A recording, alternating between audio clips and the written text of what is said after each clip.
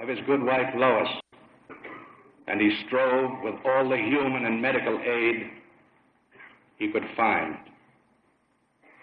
and spiritual as well. But he met with little success until one day, as Bill will tell you, Eddie Thatcher put a candle in his hand.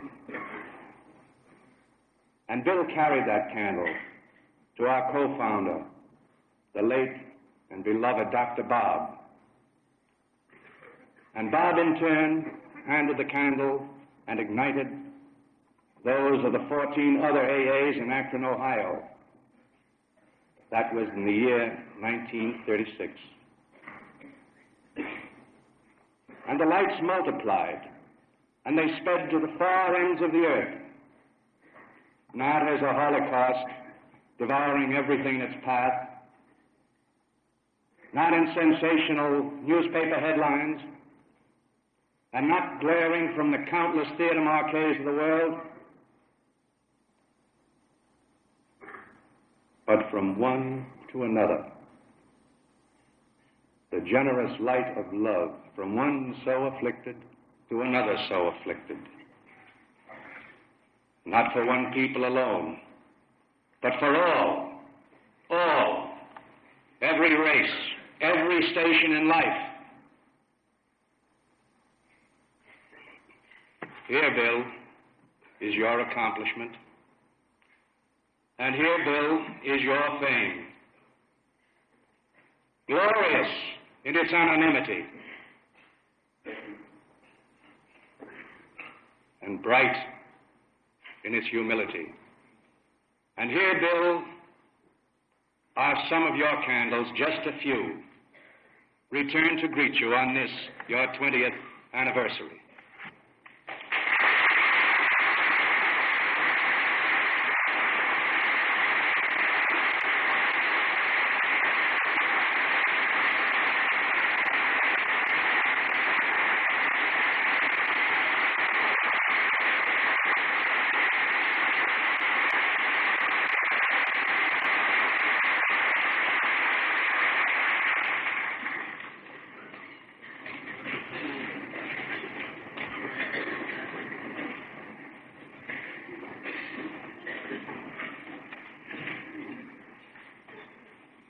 This meeting fittingly opened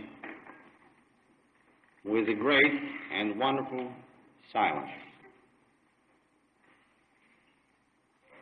And what we collectively felt and thought in that silence is surely quite beyond any expression at all.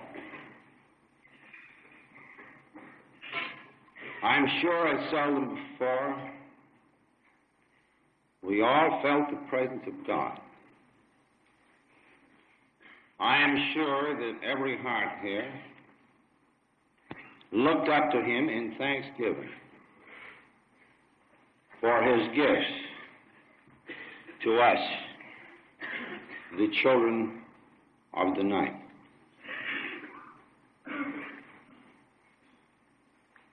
We thank him for freedom from bondage.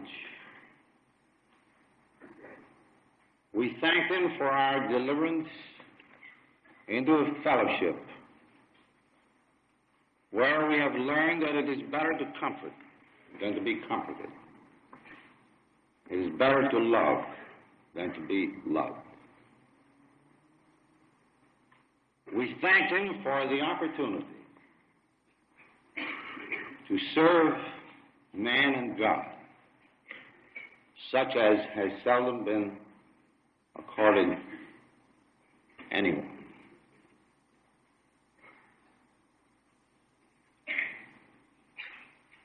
Then, too, there has been a very personal note sounded here. And Lois and I know that you're coming from so many distant places. Is a mighty token of your affection for us. she and I give our thanks to you and to God for all of that. It is her anniversary, quite as much as mine, because I had reached the place where I would die, and she had reached the place where all her bright hopes and aspirations were at an end. And then through this strange paradox, strength rising from weakness, a door was opened upon a new way of life, quite beyond our wildest dreams in even the balmiest of our days. Such are my poor words to express what I have felt here. These gifts are as three stories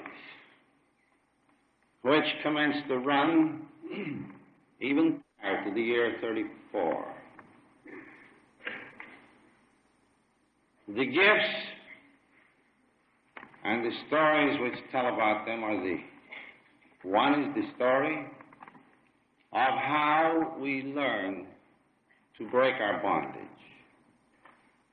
The next is the story of how we learn to live in harmony and unity with each other and with the world about us. And the third legacy of AA has to do with how we learn to serve God and men. I wish it were possible for me to give you a rundown on all these stories, but when I proposed this to the dinner committee, they said, "Bill, tell us that night before Christmas yarn." You know, just how did this thing really get started? But before I embark on that,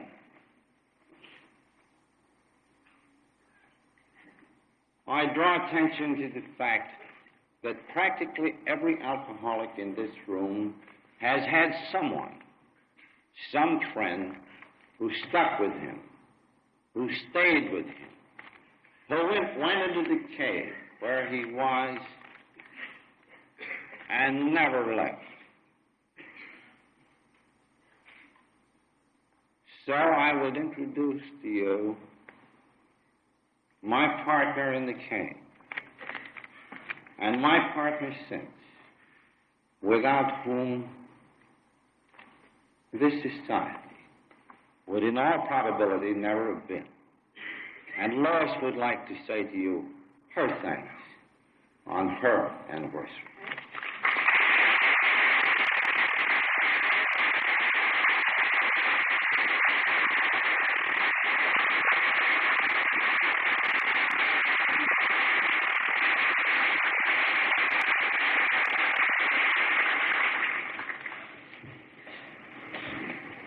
Thank you so much. This is really, I think, one of the most moving moments of my life. And I can't say anything, I can't half express what it means to me and what being here and seeing so many of you and feeling all your love. I hope you feel mine going out to you. But I do want to thank you, every last one of you, for all you have done through these 20 years. Because this 20 years is not only accomplishment of the first early AAs, but of every single one of you.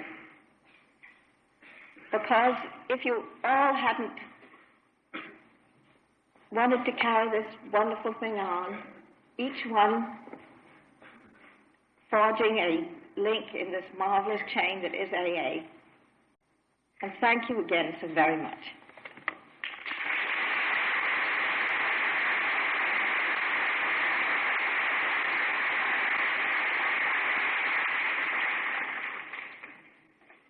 Over the AA grapevine, just before dinner, there came a flash, and the flash came out of Knickerbocker Hospital.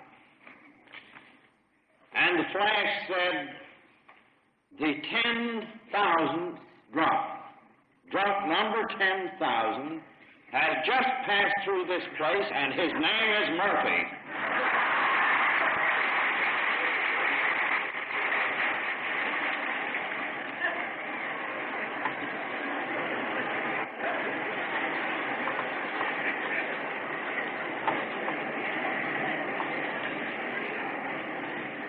Therefore, I can say without fear of contradiction that Mr. Murphy is the augury of greater things to come in the destiny of this society.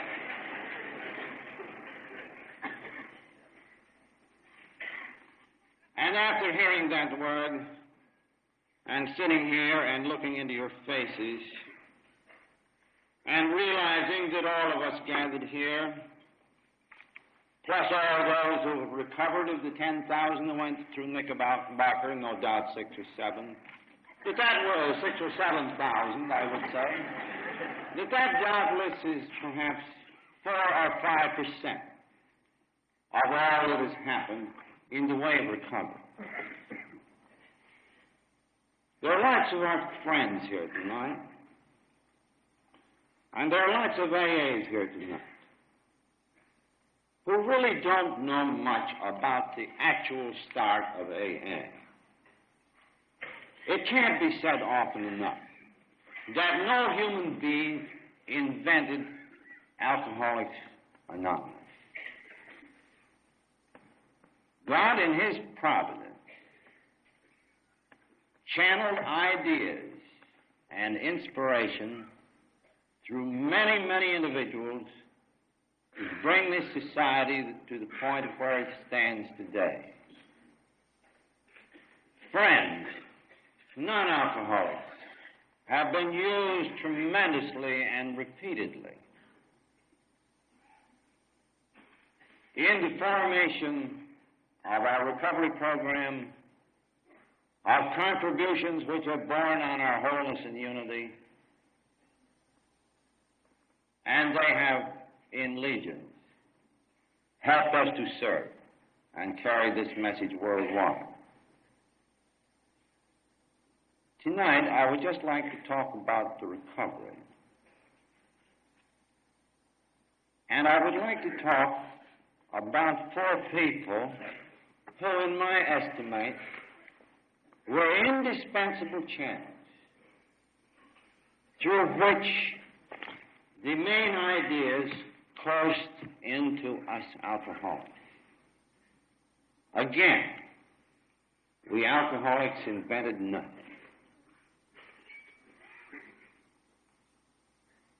The story properly begins at Zurich, Switzerland, probably in the year 1930. And a certain American businessman had gone there that we shall call Roland. A man of affairs, a man of prominence, a man of parts. Well, he's probably what nowadays we call Park Avenue stumblebum, you know? He had run the usual course we know so well of trying out places, sanatoriums. So he said, I will seek out the best man on earth. I'll go to Carl Jung. He went there, he stayed a year, he meant business, and at the end of the year, he thought he so well understood himself that he had been really released from his obsession to drink. To his consternation, he was drunk in a matter of weeks, and trembling crawled back to Dr. Jung. And that very great and humble man said to him, Roland, when you first came, I thought you might be one of those rare ones. But I must be frank. tell you that I have never seen one single alcoholic of your kind and gravity recover under my care. I can do nothing for you. I think that is a humility which a good many an alcoholic could borrow when talking about psychiatrists. Well, our friend from America was shattered. The God of science had spoken the word of doom. So he went back to the doctor like this. He said, "But doctor, is there nothing?" "Well," said Dr. Carl Jung, "sometimes alcoholics have religious experiences, conversions, if you like, which liberate them. It happens here and there. It happens now and then. We can't quite say why and how." "But," said Rowe, "I'm a man of faith.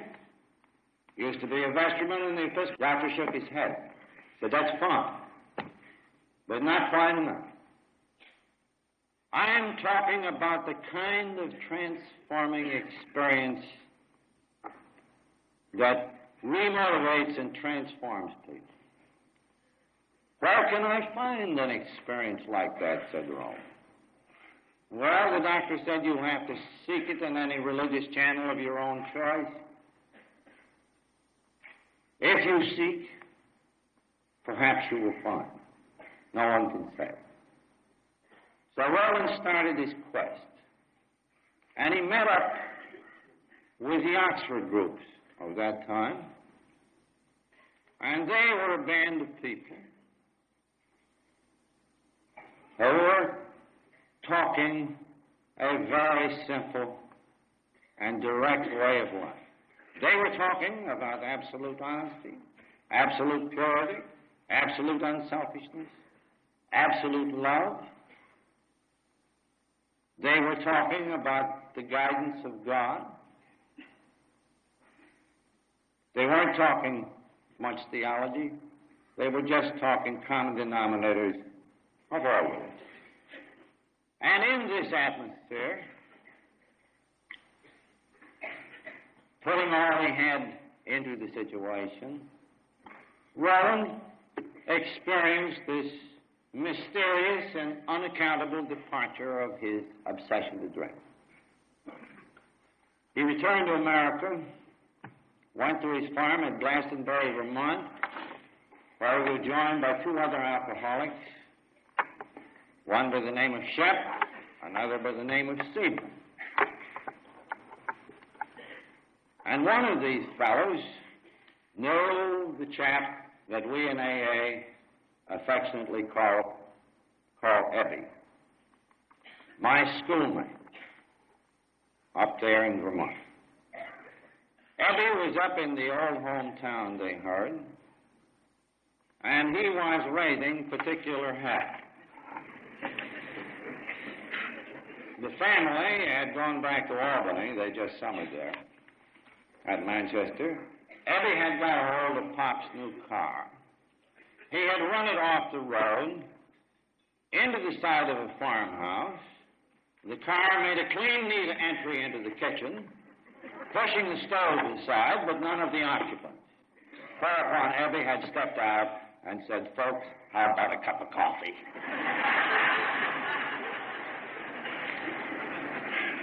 Well, the neighbors up there who loved the boy figured that they had about enough, so they would send him down to Bennington and before Judge Graves, Seaber's father, and get him committed to Brattleboro. The trio of Glastonbury heard about this. They went and fetched Eddie. And here was the transmission line again at work. I saw Eddie only recently in Texas.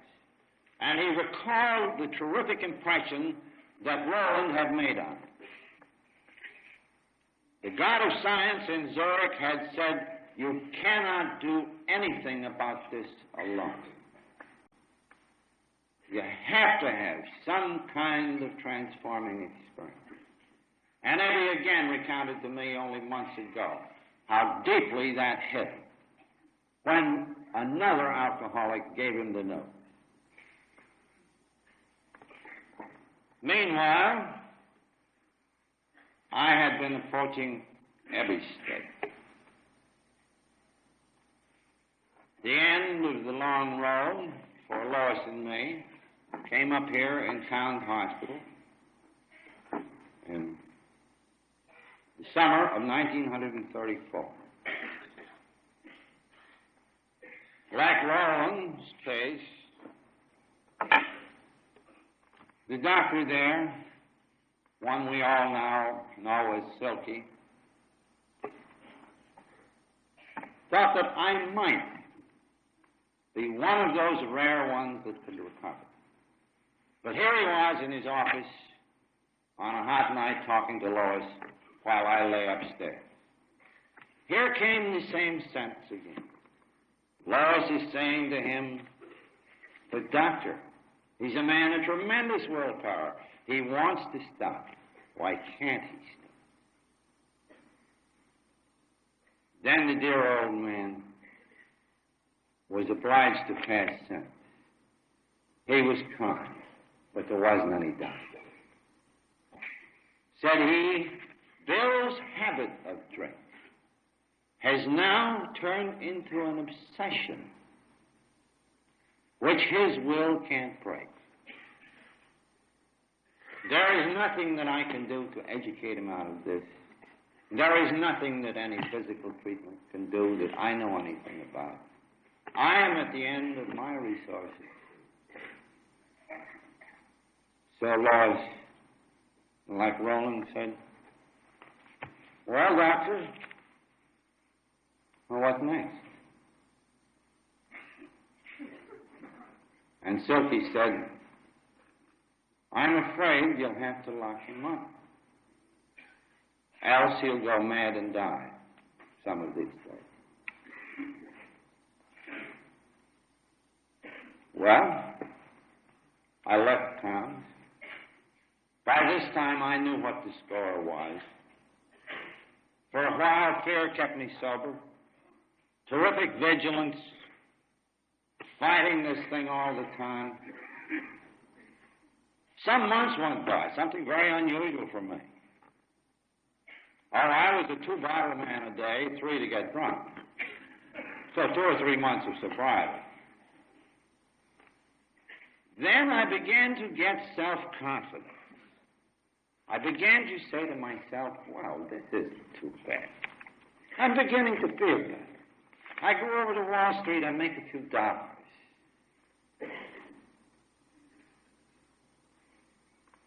Maybe this isn't so bad. Then 20 years ago, come day after tomorrow, Armistice Day, 1934, I said to Lois as she set out to work in the department store, where all our support now came from, I said, "Lois, I'd like to go over to Staten Island and play around the golf." I could see the fear in her eyes, but she said, oh, do it. You haven't done that in a long time. Soon I'm going down the aisle. Beside me is a man with a fine target rifle. We get talking about shooting. All of a sudden, the bus collided with the bus ahead of us. Nobody is hurt, but we're left standing on the pavement waiting for the next bus. Said the man to me, "Let's go in there. I think maybe we can get a drink." I said, "Let's do." So we went inside. And I ordered ginger ale. "What?"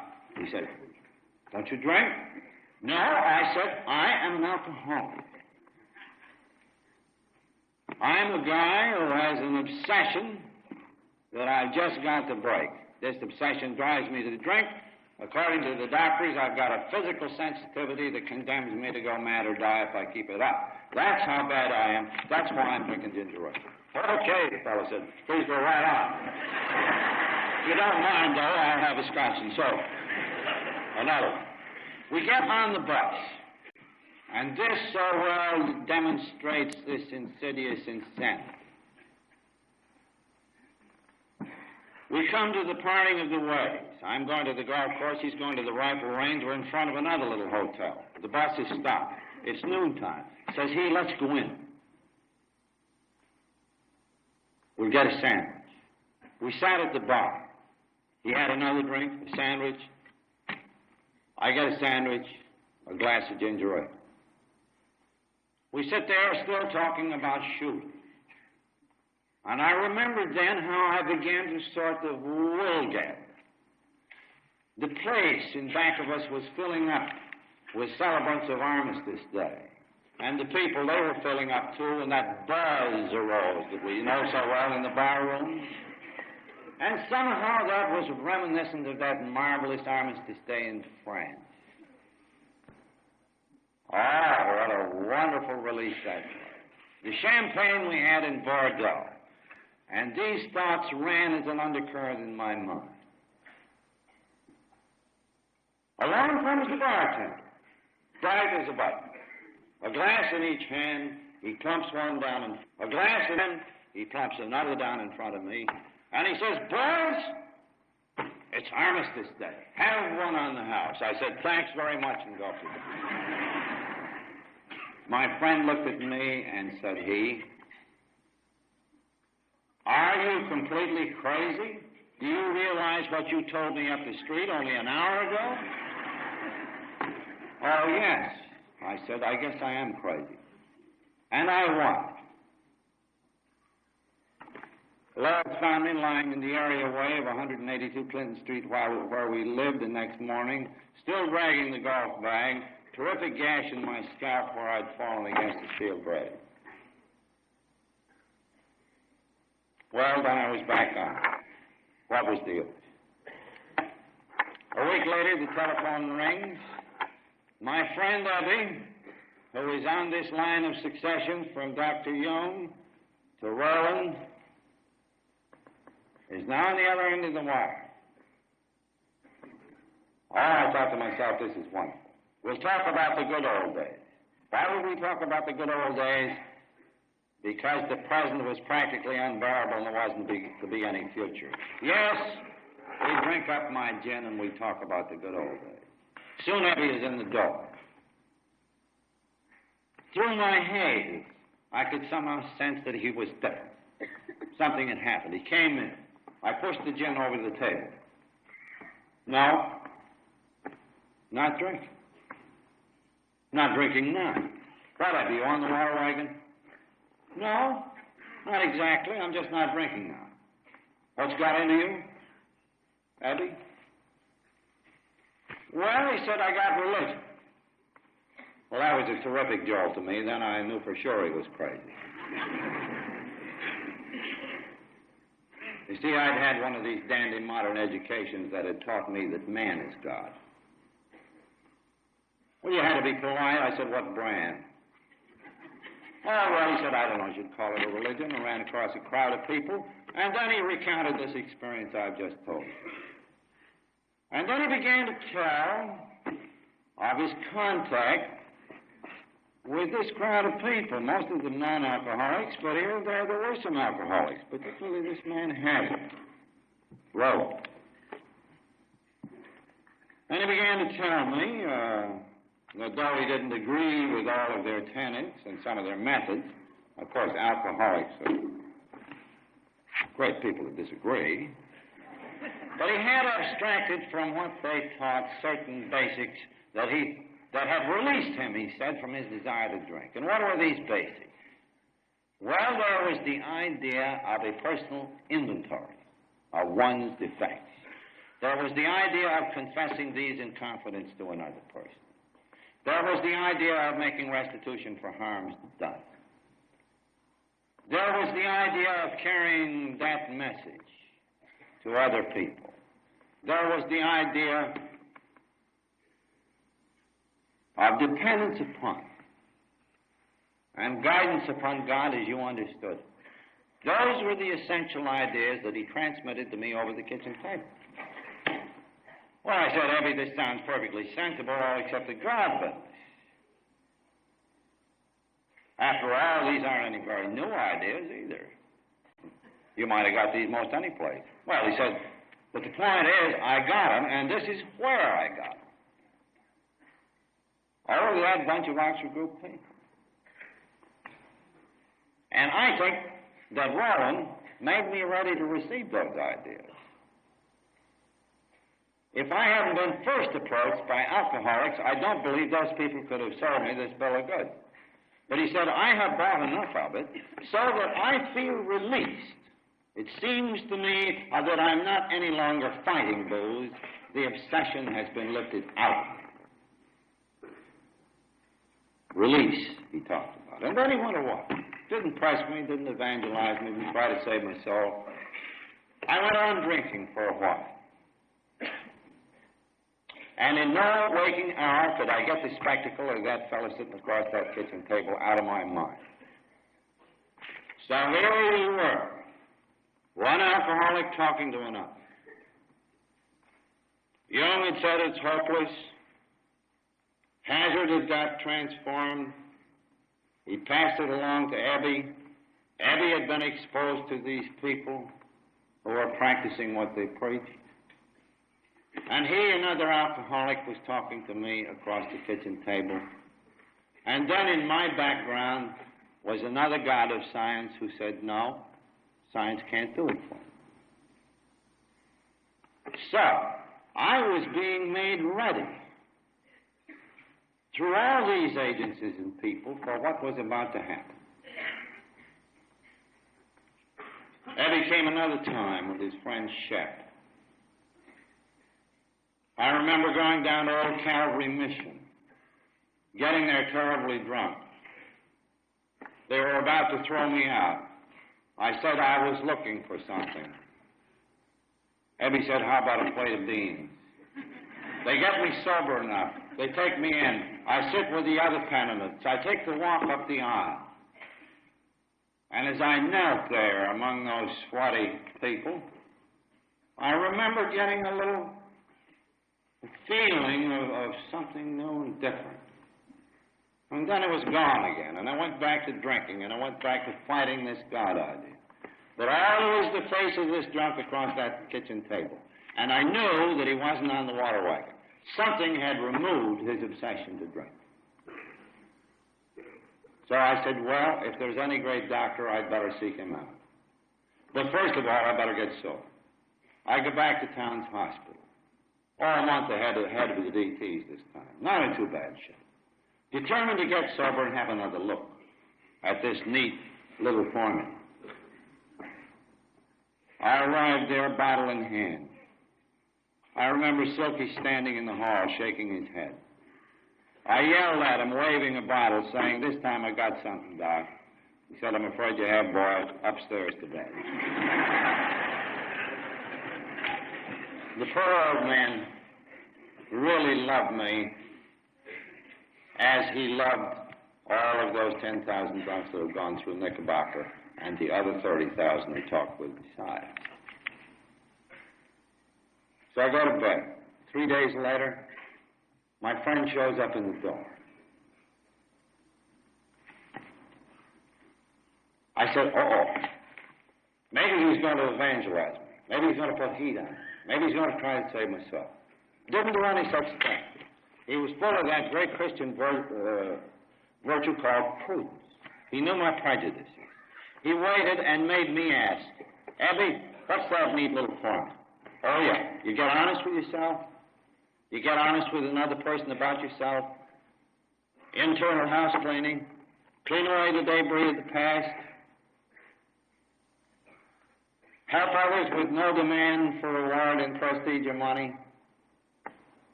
Pray to God as you understand Him for guidance to direct your life and expel His obsession. As simple as that.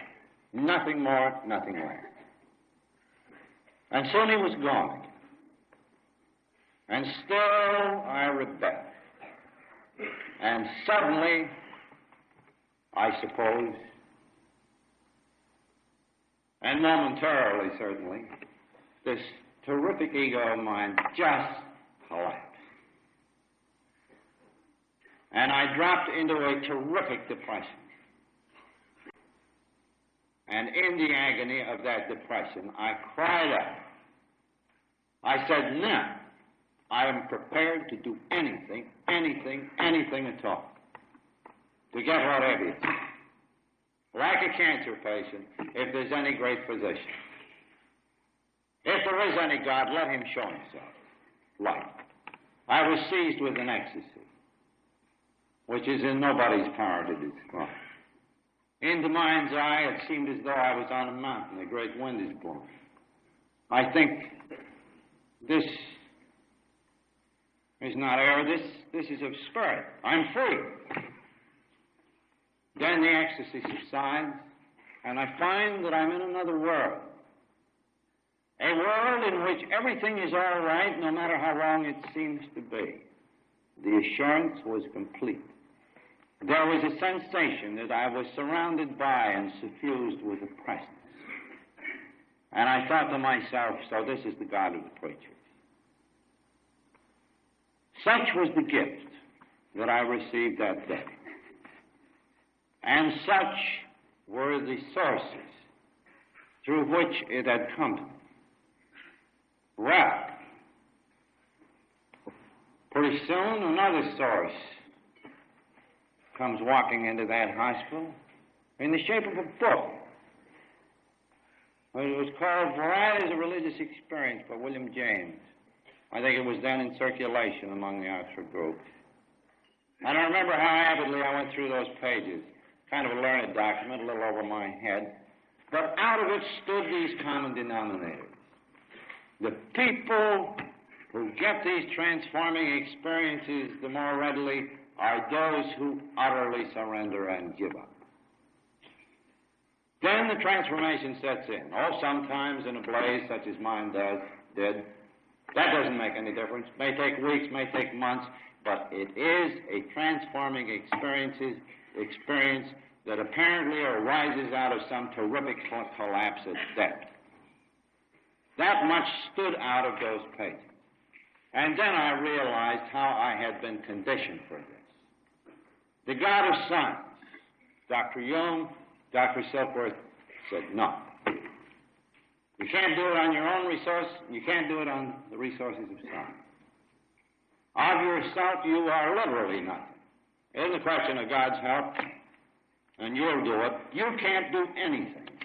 And when we got to that point of complete defeat, when those cases in the book did, then the transformation would set in. And would so change and remotivate the people affected that it couldn't be accounted for by any association or program of discipline or what have you. It began to be clear what was happening. So I get down to the Oxford group. And we have here tonight another friend who was a channel for the inspiration that Rowan got, and Ebby got, and I got. It was from him and his living example and the principles that he taught that we have drawn the essential elements of our recovery program in AA. In other words, the scientists deflated Ebby and me and Roland and made us ready. Here was the fellow who channeled in the truth which we were then able to buy. And that fellow is a great soul. And this society will forever be in his debt. He was mightily used as a channel for us, as he has been mightily used in this country and all over the world. So it's about time, folks, that you knew Sam Shoemaker better. And I'm going to ask him to get up here and reminisce a couple of minutes about his first impressions of us drunks as we were trying to get well down around his church.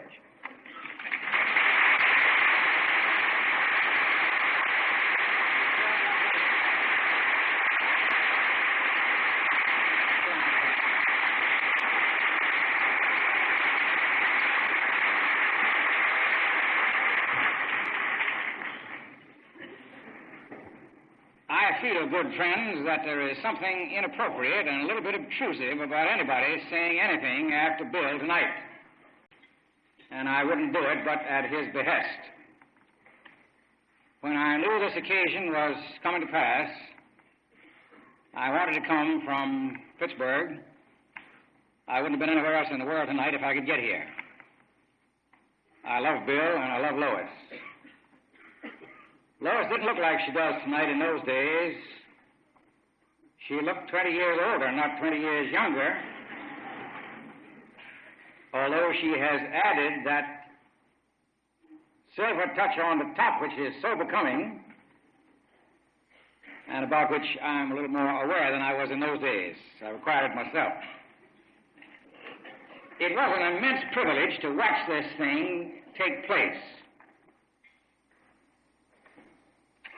And one of the joys and privileges of my life has been the very minor share that we had down at Calvary Church in its beginnings. We weren't sure whether Bill was going off on a kind of aberration, leaving the rest of us in the old group, and he going off on a kind of a toot just to work with his own alcoholic friends. Thank God Bill stayed with it and left us alone with our misgivings about it. When I think of the days of, and weeks, and I guess years almost, of pretty nearly solitary pioneering that he and a very few others had to do, I am profoundly grateful that he just kept on with the thing that he thought he was being led and called to do. I remember that incident about Ebby and breaking into the lady's house and asking for a cup of coffee. As I recall it, she wanted to have him arrested for impertinence, but not for tearing her house down.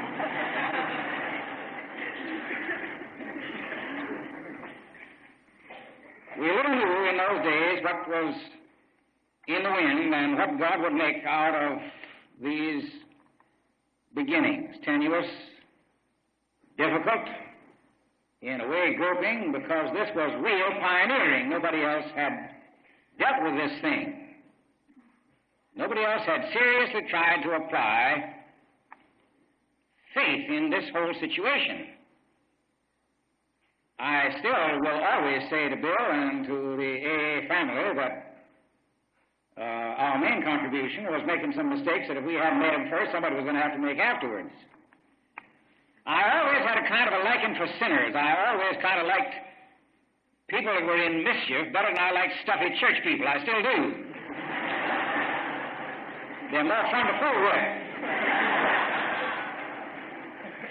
And I got a pious notion when we had not long built Calvary House down at 61 Gramercy Park that it would be an excellent addition if we took on about half a dozen gentlemen drunks.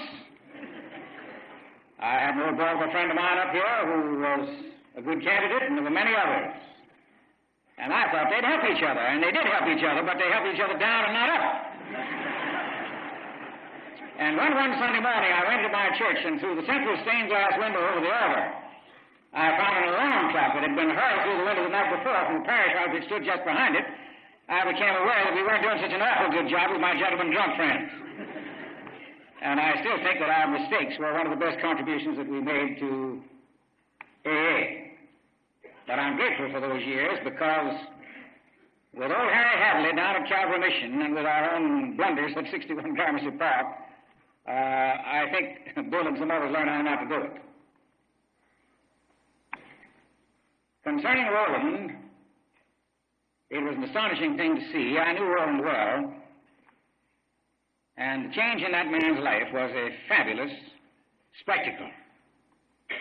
If you go down inside the front door of Old Calvary Church at the corner of 4th and 21st Street and turn to the right, you will find a very small stained glass window inside that vestibule in memory of Roland Hazard. When that fellow died, he was again a vestryman of that particular Episcopal church. God had kept that fellow right through until his end in an amazing kind of victory, and I'm grateful for the part that he had in this amazing development.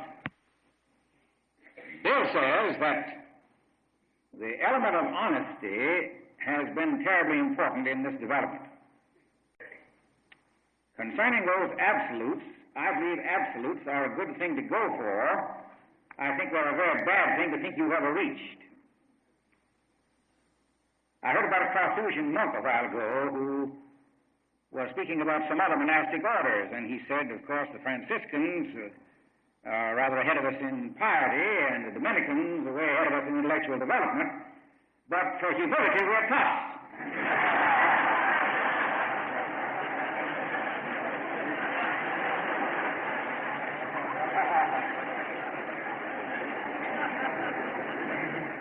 Now, look out for thinking that you're absolutely honest, or absolutely pure, or absolutely loving, or absolutely unselfish. It's a great thing to go for, as long as you don't think you have gotten there. I know an old colored preacher once who said, if you think you is where you've gone, you ain't never going to get there.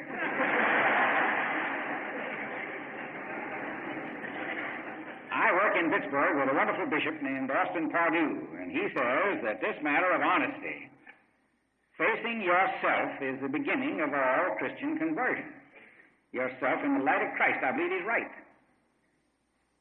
He also says that he thinks we had better pray to God to be merciful enough not to show us all of ourselves at one time. We would probably die from shock. We get these things step by step as we're able to face them. But they are part of what makes this or any other movement that has the Spirit of God in it effective. I'm wondering when the churches and the rest of the world are going to learn from this thing that these 12 steps are not just good for alcoholics. They're good for all sinners, starting with us. I haven't reminisced very much. Bill's better at this reminiscence than I am. I've been writing down every word he said that I could remember, because I wanted to remember the exact story of precisely how it happened, and his memory's a lot better than mine on that.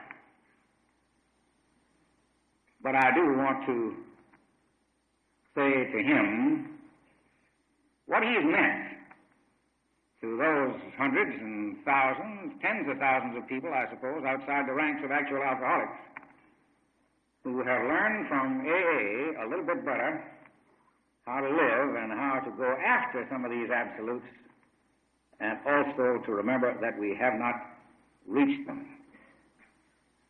This is a great night. I hope it's a great step forward in this tremendous movement. I'll say one thing and I'll sit down. It was right here in this room, as I recall it, where we came for an Alcoholics Anonymous meeting a few years ago, and Austin McCormick, the Commissioner of Correction in New York, was here and was a speaker at that time. And I remember his words. He said, "This may yet prove to be one of the great movements of all time." I think the succeeding years have borne him out, and I believe the years that are ahead of us are going to bear him out still more. Bill, it's all right to listen to the kind of things these people have been saying to you if you don't inhale.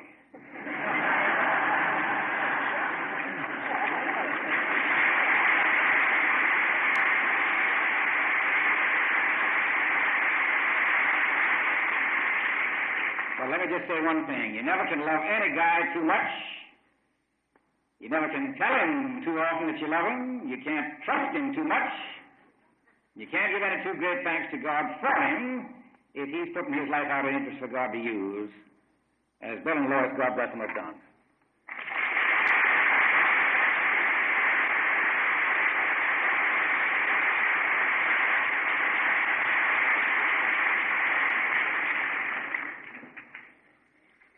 I hope that the proof now goes on apace that nobody invented Alcoholics Anonymous, that we are the beneficiaries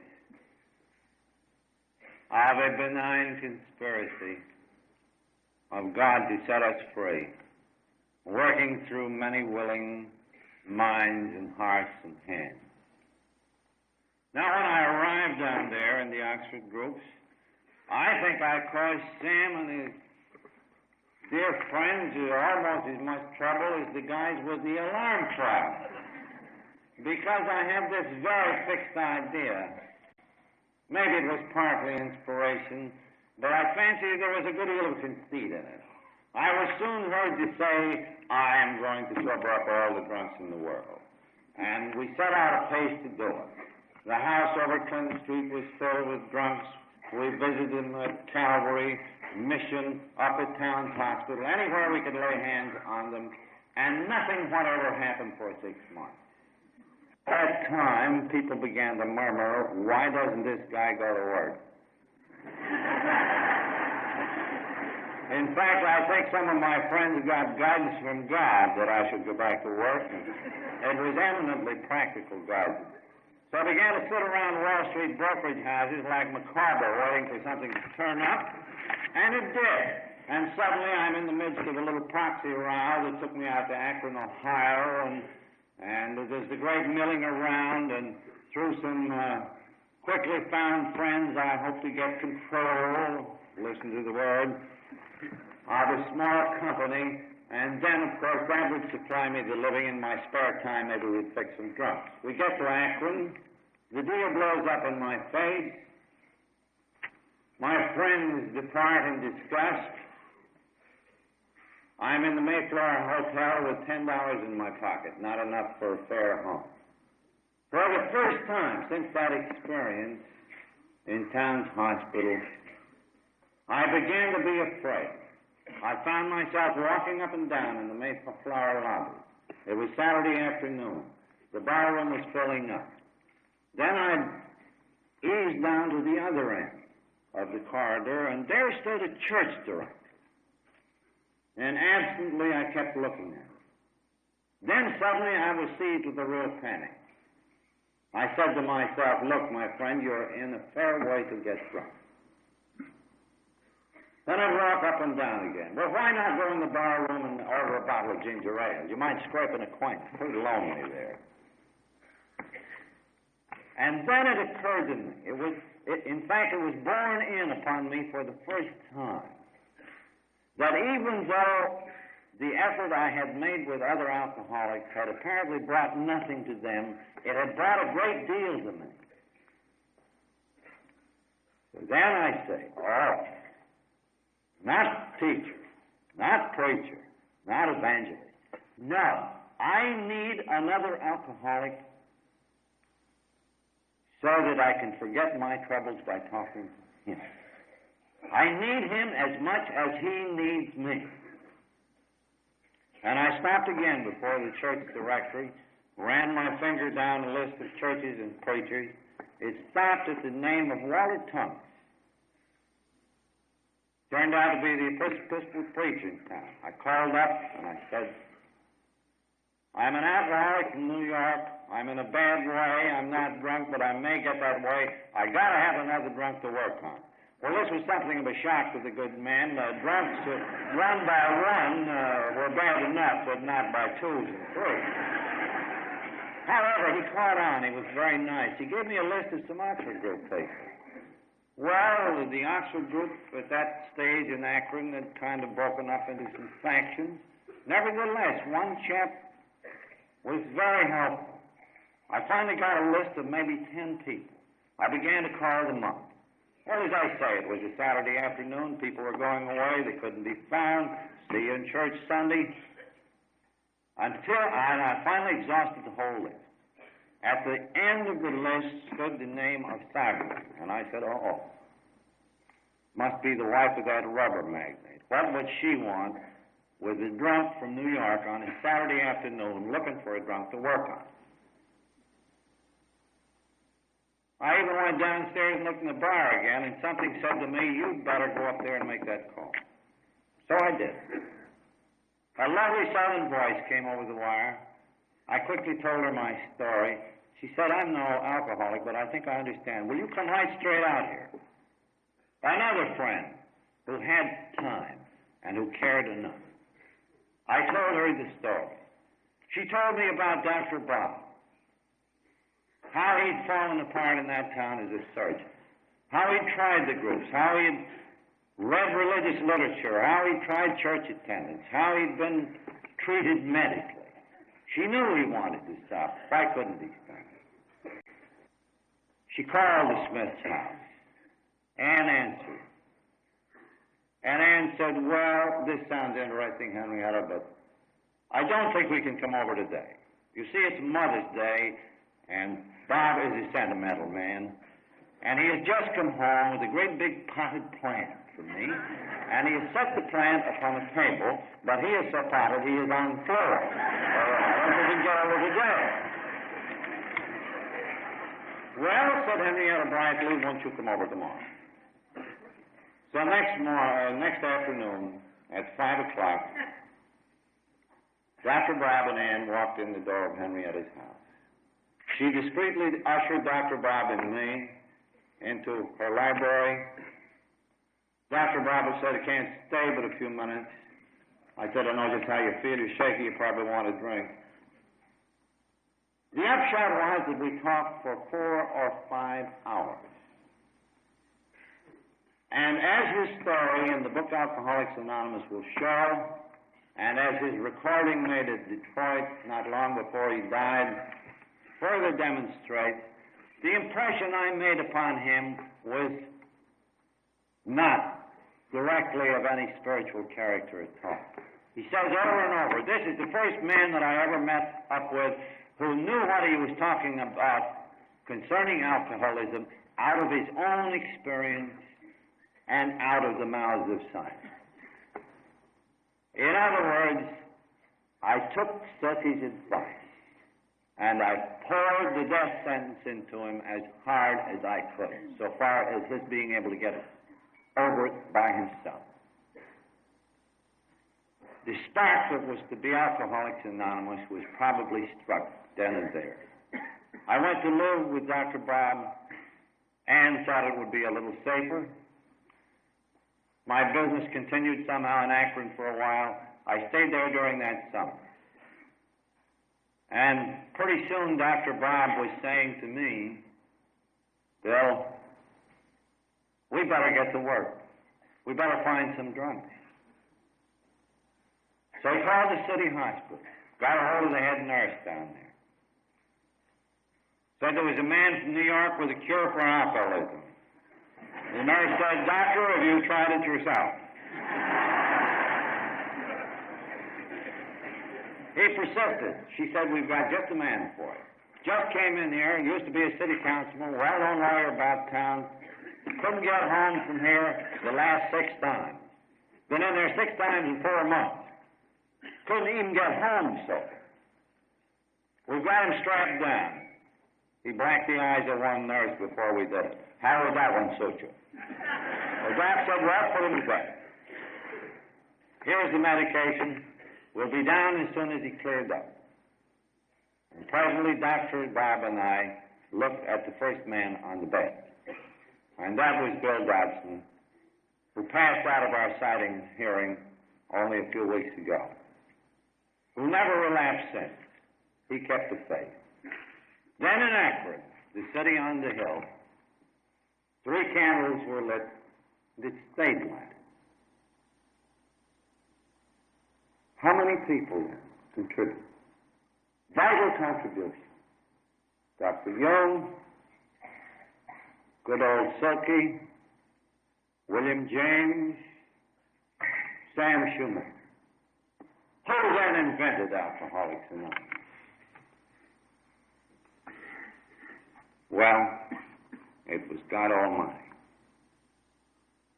Such is the story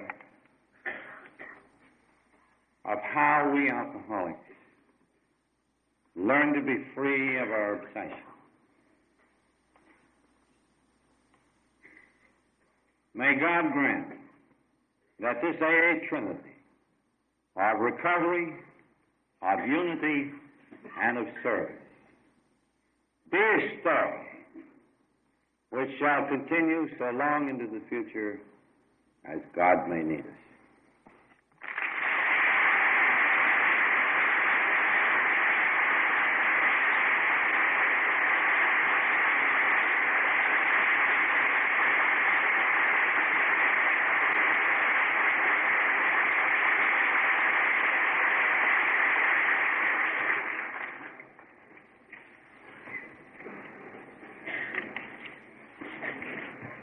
In traditional conclusion, I will ask Dr. Shoemaker to lead us in the Lord's Prayer. Let's close in the usual way. Our Father, who art in heaven, hallowed be thy name. Thy kingdom come. Thy will be done on earth as it is in heaven. Give us this day our daily bread, and forgive us our trespasses, as we forgive those who trespass against us. And lead us not into temptation, but deliver us from evil. For thine is the kingdom, and the power, and the glory, forever and ever. Amen. My Lord, what a meeting. God bless you. God bless you.